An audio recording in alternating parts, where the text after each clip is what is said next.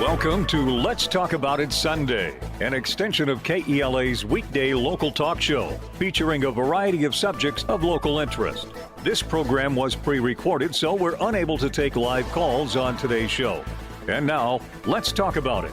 Welcome to the Let's Talk About It Sunday show. I'm your host, Peter Abbarno, here on AM1470 KELA, or maybe you're listening at 104.3 FM KMNT. You can be streaming at KELAAM.com or KMNT.com. And today I have a special guest, part of an organization that I love. I've been part of for many, many years, and actually a long time ago I was president of. And they do such great work in our community, not just for this organization, but it spills out into educating the next generation of leaders in our community, in our state, in our world. And with me today, Christine Fossett with the Centralia College Foundation. Welcome. Thanks, Peter. It's nice to be here.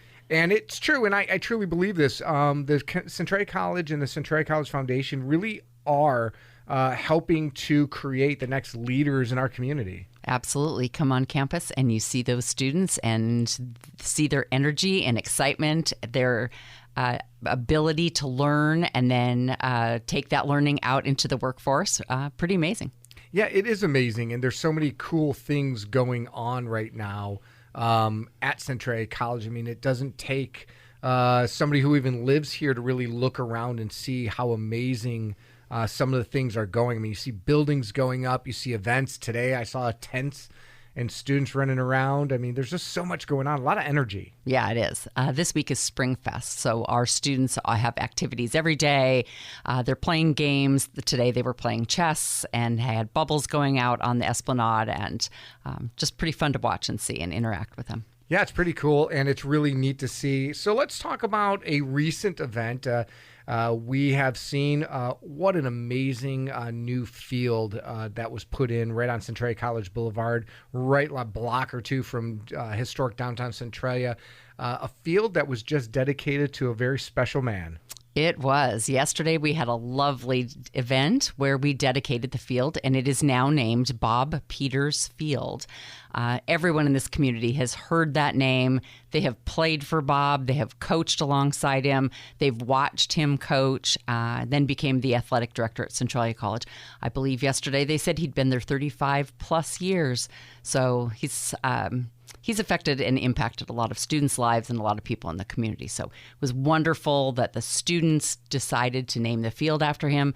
The Board of Trustees overwhelmingly and enthusiastically approved that. And yesterday we made it official with he and his family out on the field and his grandsons rolling around on the pitcher's mound. It was a really nice event. So tell me, how did that field come about? Because it's a really interesting story. Some folks will say, that the foundation built it. Others will say the college built it, but it really was built by the students. It really was student supported. So after Noble Field came down in order to make way for the library, I believe it was 1989, students started assessing themselves to build a new field. And it took a long time, and they stayed with it, finally had enough money to buy all the property and then put down the turf field. And it came to fruition. We thought it was going to come to fruition last October, and the soccer team was very excited to get to play on it. And unfortunately, it was done after their season was over with, but this year we played baseball and softball on it. It's been pretty fantastic. Well, what's really neat, and I live only 3 blocks from Centralia College, and my family and I walk that beautiful campus when it's nice out almost daily. But what's really cool is to walk and hear like the crack of the bat. Yes. And people cheering. It's just such a neat thing to hear in downtown Centralia. It is. And we saw participation. We saw the count of people coming to watch the game go up substantially this year. As people did hear the crack of the bat, they did see the students out there on the field, and that built some excitement for it. We have put up one of the most recent things you're going to see on the athletic field is in the last couple of days, they've been welding extension poles out in left field because some of the baseball players have managed to hit the ball over the fence. And so we have an extension fence going up to take care of that. Well, you know what? We have a lot of power here in Centralia, so watch out for those dingers over the left field. But the field's not completed yet. I mean, it looks like the college is still raising money. The students are still raising money, and there's still improvements to happen. So talk a little bit about the future. That's very true. The students took care of the bulk of the field, and now there's just a couple of ancillary things left over, but very important things. So the foundation is charged with raising funds for that. We're starting to see some donations come in Bob Peters' name in order to acknowledge his time and service for the college and the community. The things that we have left to raise money for are a bleacher system. So we have some smaller bleachers that the foundation already has supported. And the other thing is batting cages. We need cages in both the men's and women's ball can play and practice there. So we've started laying the groundwork for that. We've got the spot for it. We've partnered with Centralia High School, and their construction class is building us a storage building for it. So, and I've had the CTE class from Centralia High School in the studio. We've done an interview before. Really very talented. They love looking for local projects. Yeah, cool. This was a great partnership for us. We are able to offer them the ability to build a shed with some extras so that they can learn how to run conduit and put in insulation and that kind of thing. So works out well for them, and we're totally thrilled to have the construction class doing our project. Well, and no better person to name that field after. I mean, Bob Peters has been coaching for a very long time, and most people, if you don't know Bob, you know his daughter Bailey, who was a Miss Lewis County, very popular Miss Lewis County. If somebody wanted to donate to support, whether it be Bob or the field, how can they make a donation? There's a couple different ways. They can go on to the Centralia College Foundation website where we have a donate here page. And then in the notes field, they can just put where they want that donation to go or who it's in tribute to. And if they would prefer, they can always drop a check in the mail and mail it to the foundation. We're happy to process it and make sure that their donation goes to the spot they wish. And if it's in support of Bob Peters or anyone else, we make sure we let them know that someone's made a donation in their name. And they can make it out to the Centralia College Foundation. And what's the address if they wanted to mail a check? It would be 600 Centralia College Boulevard, Centralia, Washington. Cool. That's not going to be the last time we mentioned the address where people can send a check. That is true. Because really, one of the other things that there's a lot of buzz about, and this is one of the really cool things to see pop up, was housing. We've talked about housing generally in Centralia, and most certainly for the college to take the next step, we need to support student housing. And so we see that going up. That is true. They are making good gains on that and are on track for a September opening, which will be just in time for the students to come rolling into town. So that has gone up really, really fast. It has. Yeah. Is it because there was not a lot of state or federal money to slow you down? We weren't slowed down by this one. This is a private partnership between CHI developer and MDK Construction's doing the work, and the foundation helped out. The college is now taking over as far as the liaison between that and between CHI and the students and helping out there. But it's 108 beds. It'll be ready to go this fall. It will offer all the amenities that students need at a good price point for students. So well, and it's going to create economic development, right? Absolutely. I mean, that's what I really look at. You know, if you want a vibrant community and you kind of are a quasi-college town, having these folks live here and spend money here and be part of the community is really something that's going to change the kind of the dynamic, but I think in a good way. I agree. Part of the goal there too was when students are in that housing unit, they get that real college experience. Mm-hmm. There's a lot of activities going on there for them, and that's students coming out of apartments and other other facilities around the area where other people can now move in and stay there.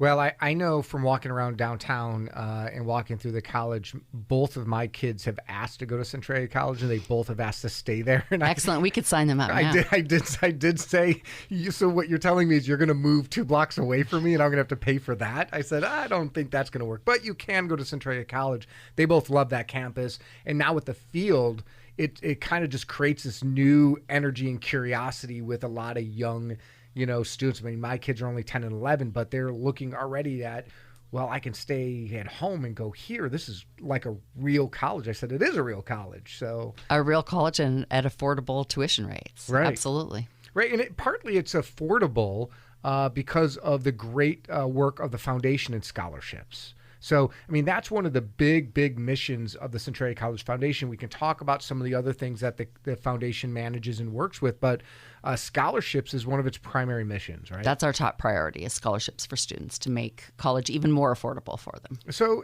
talk a little bit about the scholarships. I mean, how does it work? I mean, how do you create a scholarship? If I wanted to create a scholarship in my own name, if I had the ego for it and the money, how would I do that?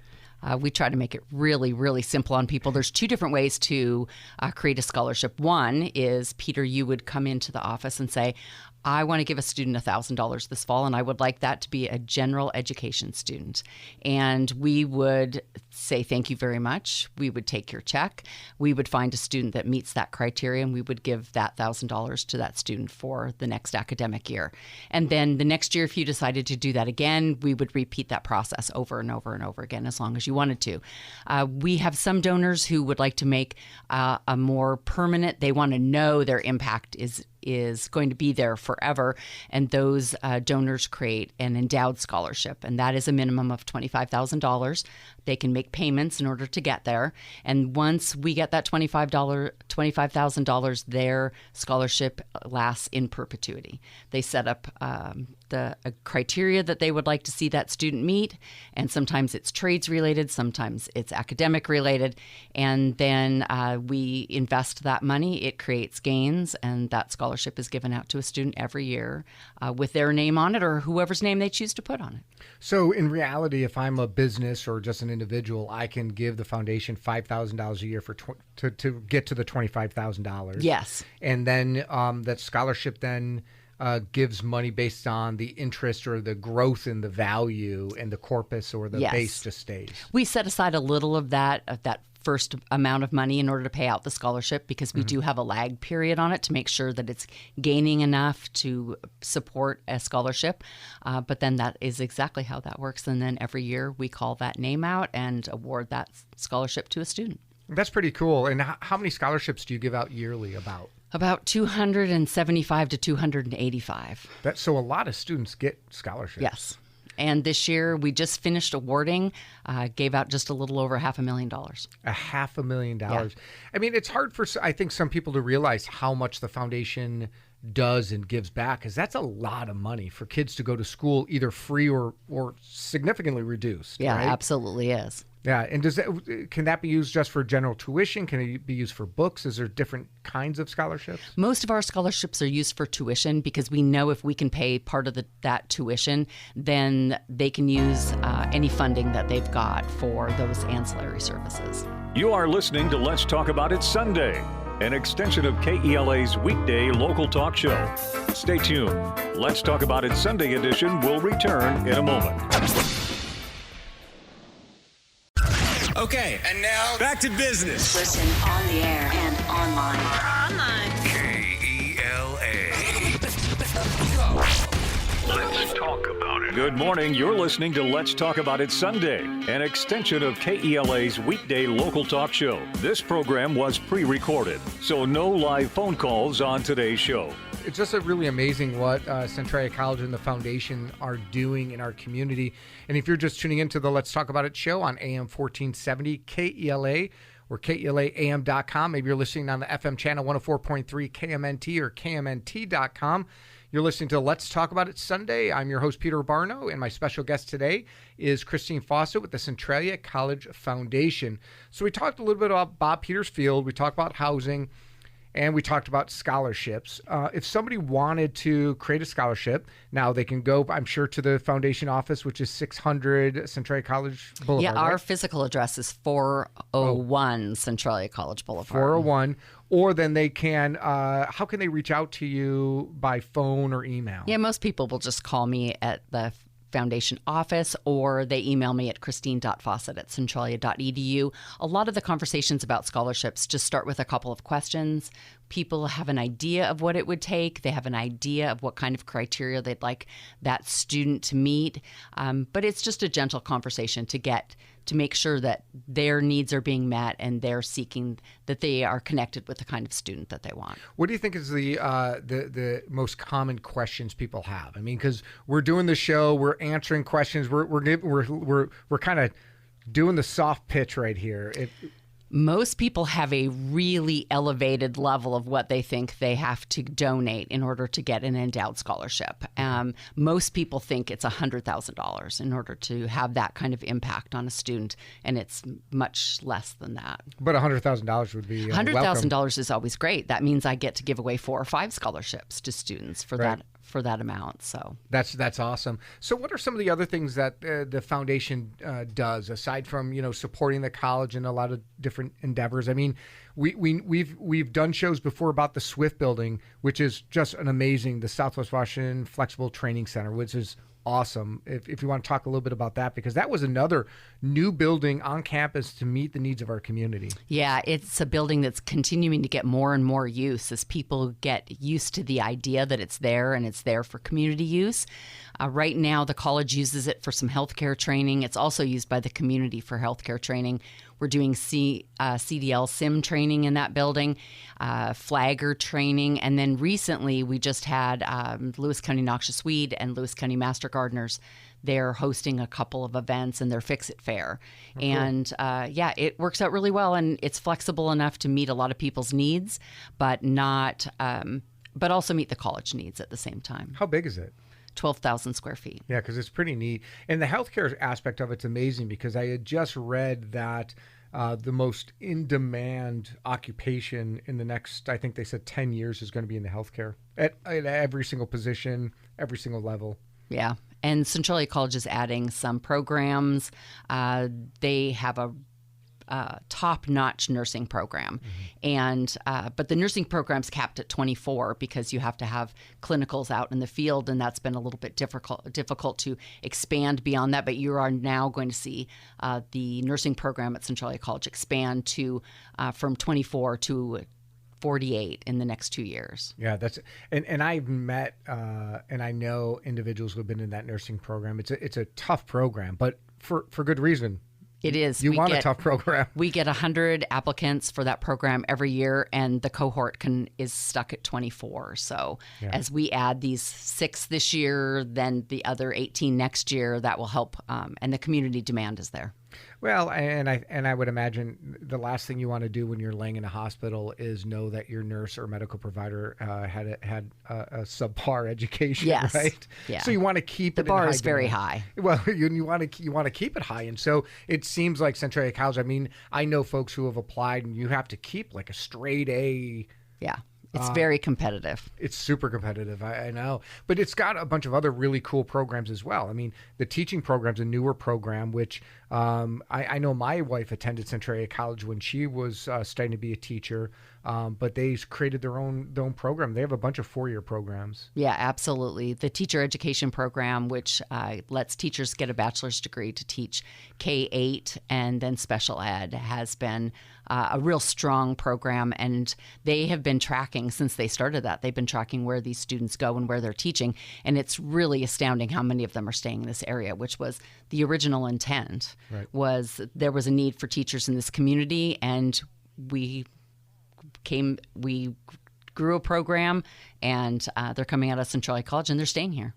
Well, I mean, one of the things that folks always ask is about how the college and the foundation relate to the community. And we've now talked about a number of different programs or missions, and it sounds like the community. You listen to the community's needs and then react to the community's needs. I mean, you look out and project, but same with the Swift building, same with teachers, same with nursing program.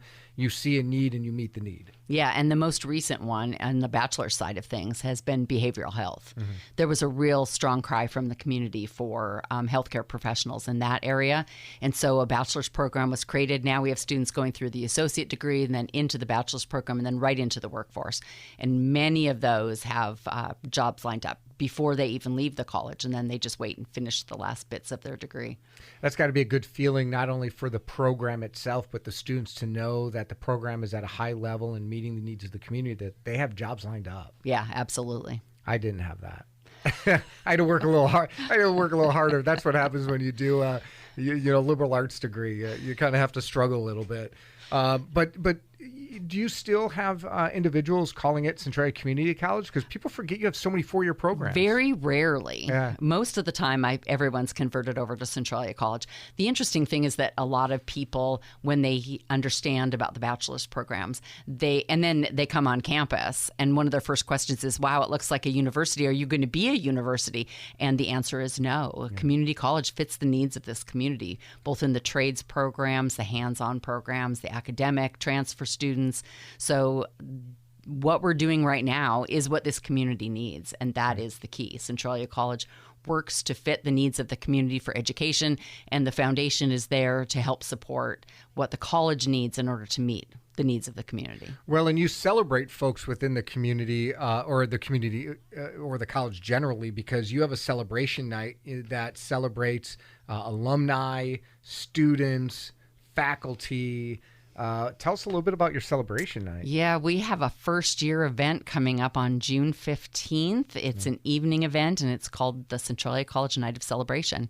And what we recognized a number of years ago was that our Distinguished Alumni event was always on Commencement Day, which made it a little awkward for the Distinguished Alumni to get to that event and then transition into a tour of campus and then transition into commencement. And so we decided we're going to make an evening event. So this year's our first one. We are selling tickets to people who know some of our distinguished alumni that will be recognized this year.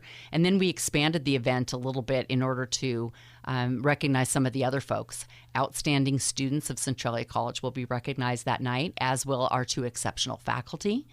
And then we have been unable to meet for the last couple of years, so we actually have 4 years' worth of distinguished alumni who will be recognized that night.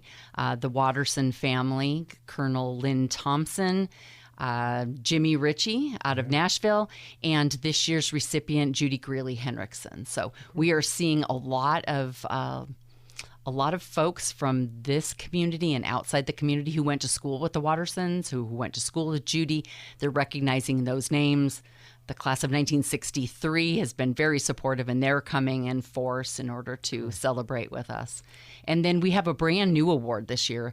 The College Foundation decided that distinguished alumni, the rules for distinguished alumni mean that it has to be someone who attended Centralia College, and it has to be someone who has not passed.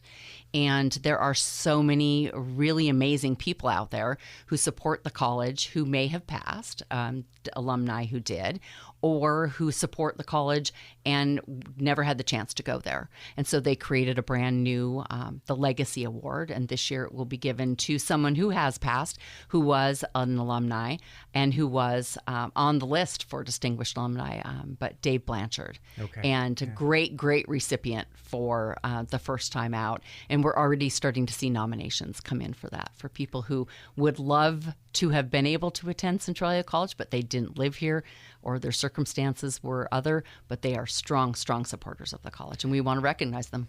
So wannabe trailblazers. Yes. So people like me. Trailblazers, people who have the spirit. That's right, the trailblazer spirit, but just didn't go to school here.